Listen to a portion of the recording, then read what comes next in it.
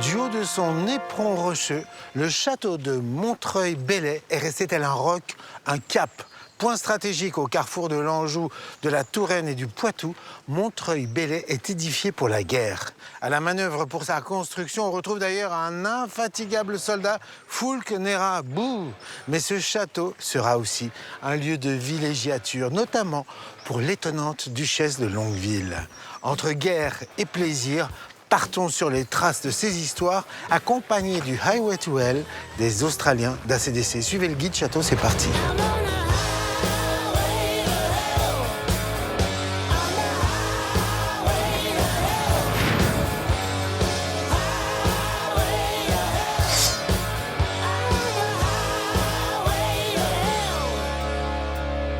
Adélaïde, merci de nous recevoir dans la cour de, j'allais dire, de ces châteaux somptueux, parce qu'on a l'impression qu'ils sont plusieurs, un complexe de châteaux incroyable. Vous allez fêter bientôt les 1000 ans de ce lieu. Exactement. L'année prochaine, on fête le millénaire de l'histoire du château. Ici, tout commence en 1025 avec un tout premier donjon. Et le château, ensuite, n'a cessé d'évoluer. À partir du XIIIe siècle, on a tout un système défensif qui est mis en place. Et puis au XVe siècle, on rajoute tous les bâtiments que vous avez autour de nous. Alors, il faut savoir que ce premier donjon était probablement en bois. Il faut savoir que c'est Foulques Nérat, personnage un peu sombre, mais néanmoins guerrier fameux, qui avait l'habitude de dresser sur des places un peu hautes. Exactement. Des donjons défensifs, on surveille les ennemis, et il les donnait à un suzerain en lui disant « c'est toi qui vas t'en occuper, c'est toi qui vas construire ici ». Tout à fait. Le but, c'est vraiment de défendre la partie sud de son comté d'Anjou. Et ce donjon, il le confie à son vassal, Giraud Berlay. Et c'est la famille Berlay qui crée, pendant 2 siècles, tout un système défensif autour de ce premier donjon. Alors, ce château s'appelle le château de Montreuil. Et Montreuil, ça vient de... Monasteriolum. Monasterium. Voilà. En fait, tous les endroits en France qui s'appellent Montreuil, ça vient de là, c'était qu'il y avait des monastères. Potentiellement, sûrement, oui. D'accord. Nous, c'est vraiment Montreuil-Bellay, Monasteriolum, Berlay. Berlay, Ok. donc pour cette famille, à l'origine de l'histoire du château avec Foulques Nérat. Et puis Monasteriolum, parce qu'il y avait plusieurs petits monastères autour Super. de cette place. Quand je vais dire à mon pote Tété, vous savez, le chanteur qui chante à la faveur de l'automne et qui vit à Montreuil, qui vit dans un monastère, je pense que ça va lui faire plaisir. Hein, en plus, il a un côté un peu moine comme ça. Alors, bon, maintenant, on avance un peu dans le temps. Ce château est un château de plaisance. Qu'est-ce qu'on avait comme réjouissance ici? Notamment des banquets, peut-être, non? Exactement. Et on peut aller voir la cuisine, donc, qui est un incontournable du château de Montreuil-Bellay. Je vous suis. I'm on the highway to hell, the highway to hell. I'm on the highway to hell. I'm on the highway to hell. Ah, la fameuse cuisine, alors. Voilà. Oh, incroyable. Voilà, donc notre cuisine avec ses 3 foyers. 3 foyers. Donc, 1, 2, mais l'autre... Et le 3e, Mais non. une haute centrale. Ça veut dire qu'on faisait du feu ici? Exactement. En fait, au milieu de la pièce, le but, c'est de venir ajouter ce qu'on appelle des fourneaux ouverts. On va plutôt faire mijoter des gros potages, ce genre de choses. Des plats qui vont mijoter à feu doux pendant assez longtemps. Les fumées vont pouvoir s'évacuer vers le haut. En revanche, tout ce qui va être rôtisserie, ça va se passer dans les 2 cheminées latérales.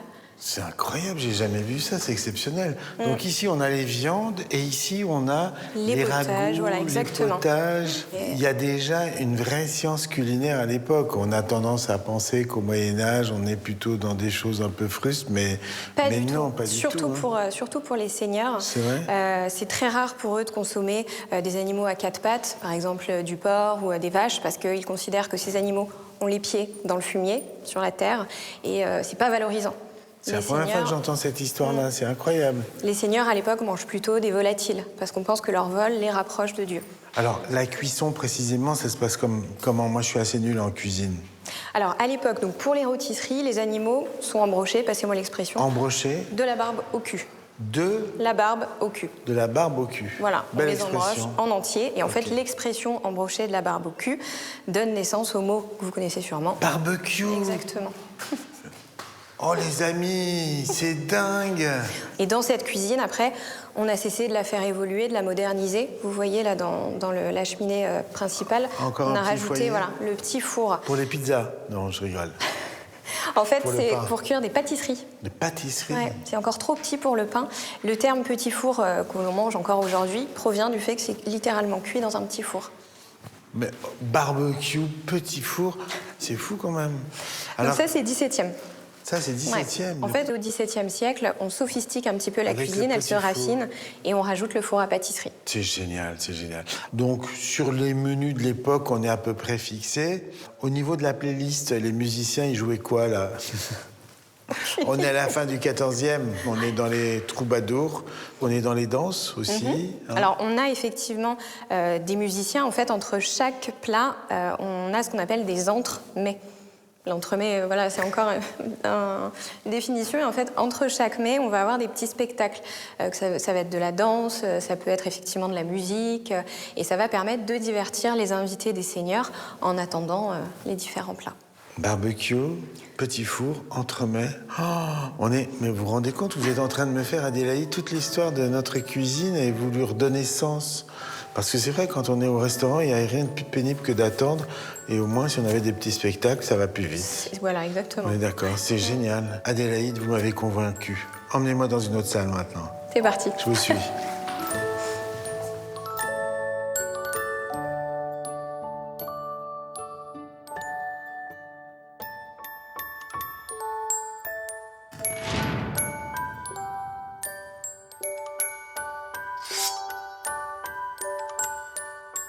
Ah ben voilà, de la cuisine à la salle à manger, bien sûr, Adélaïde. Mais Exactement. alors, là, on est dans une autre époque.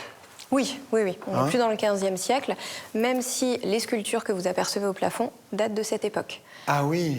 En fait, Alors. ce qu'on essaye de montrer à travers ces sculptures symboliques, c'est voilà, de divertir les invités, mais aussi un espèce de questionnement philosophique. En fait, regardez, on a un aigle avec un agneau. Oui. La symbolique n'a pas franchement changé depuis le 15e siècle. Encore aujourd'hui, l'aigle, ça va être la puissance, la domination, la supériorité. Ouais. Et à l'inverse, l'agneau, La plutôt pureté. l'innocence, exactement. L'innocence. Par contre, on a d'autres symboliques qui ont un petit peu changé. On en a une autre juste en face. C'est cette grosse tête qui avale un petit corps. C'est une tête d'ogre Oui. qui avale Exactement. tout vivant. En fait, aujourd'hui, ça pourrait nous faire penser à du cannibalisme, Ouais. un ogre, comme vous l'avez dit. Ce qu'on essaye de montrer au XVe siècle, c'est plutôt un avaleur d'âme. Un avaleur d'âme. Ah ouais, donc on est en train de vous dire, ayez une vie voilà, pure ici, parce que sinon, voilà ce qui vous attend, Exactement. horrible pécheur. Ok, donc on est dans une sorte de cabinet de curiosité philosophique, on va dire. Voilà. Et là, nous avons donc le général Mouton. Voilà. Donc le général Mouton, Donc, c'est un des ancêtres. le château lui appartenait aussi, c'est ça? C'est un des ancêtres des propriétaires, D'accord. qui sera donc l'aide de camp de Napoléon. Et là, qui est en train de faire une prise, c'est une bataille en Allemagne, je Exactement. crois, hein, c'est ça? C'est pendant la prise du pont de l'Anschluss qui a eu lieu en 1809. Et d'ailleurs, Napoléon s'est fait représenter sur le tableau. Il est où? Ah ben, je vous laisse le chercher. Je ne sais pas si vous arrivez à le retrouver. Napoléon est sur le tableau. Ah oui, il est à gauche complètement, là, sur son cheval. Alors, c'est pas lui. Il C'est est pas au lui. premier plan. Il pointe du doigt le monsieur qui Ah s'enfuit. ouais, je le vois. Voilà. Donc, ce qui est intéressant, c'est qu'il est au premier plan du tableau, mais ça reste Mouton qui est dans la lumière. Ouais, c'est beau.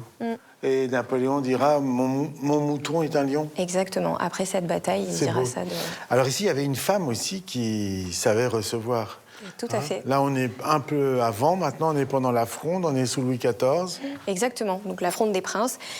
Et la duchesse de Longueville, propriétaire du château, est l'une des instigatrices de cette révolte. Cette révolte.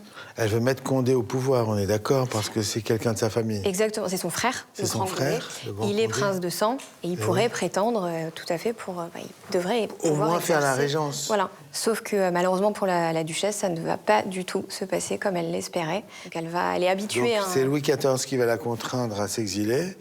Comme elle est habituée à un certain standing, elle va voyager avec sa garde-robe et avec sa petite cour. On est d'accord? Tout à fait. Elle réplique que si on la chasse de la cour de France, la cour de France viendra à elle, ici à Montreuil-Bellay. Donc elle va faire de ce lieu un lieu de plaisir, de réception. Exactement. Elle essaye, elle invite des artistes, des écrivains, des musiciens. On dit qu'elle a beaucoup d'amants. On lui prête beaucoup d'amants, 17 au total. Il y en a un en tout cas qui est un petit peu différent, c'est l'amour de sa vie, c'est le duc de la Rochefoucauld. Qui va lui écrire un quatrain tellement beau. Voilà. Allez-y. Pour plaire à ses beaux yeux, pour conquérir son cœur, j'ai fait la guerre au roi, je l'aurais faite aux dieux. Je l'ai dit dans le désordre.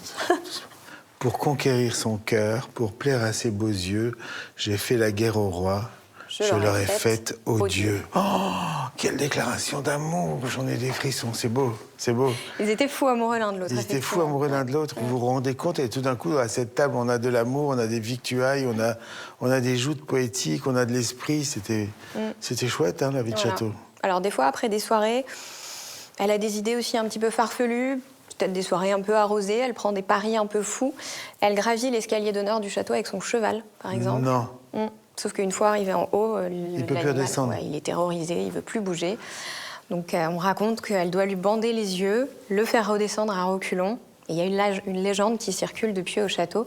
Par temps d'orage, on entendrait un cheval hennir dans l'escalier d'honneur du château. J'adore vos histoires, Adélaïde, c'est magnifique, c'est génial. Oh, c'est tellement romanesque, tout ça. Hein?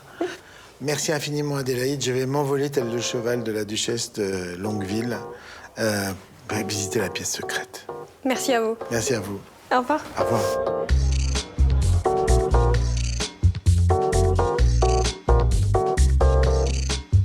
Living easy, living free.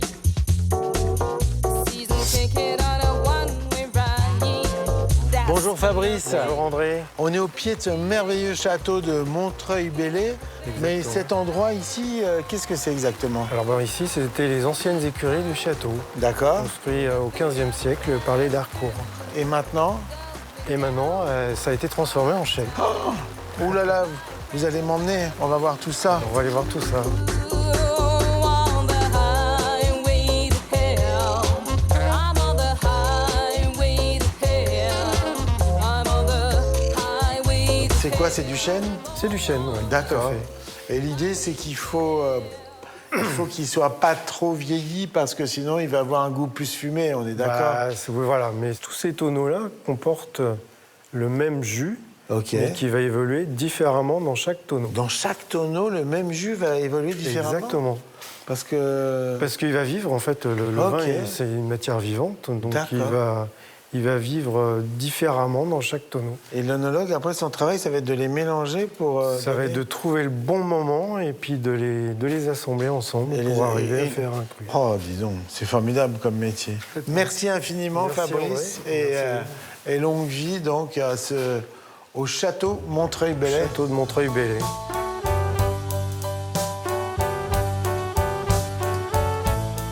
Château, c'est terminé. N'hésitez pas à pousser la grille du parc et à venir en famille ou entre amis profiter de ce charmant domaine. Nous on se retrouve très vite dans un autre château.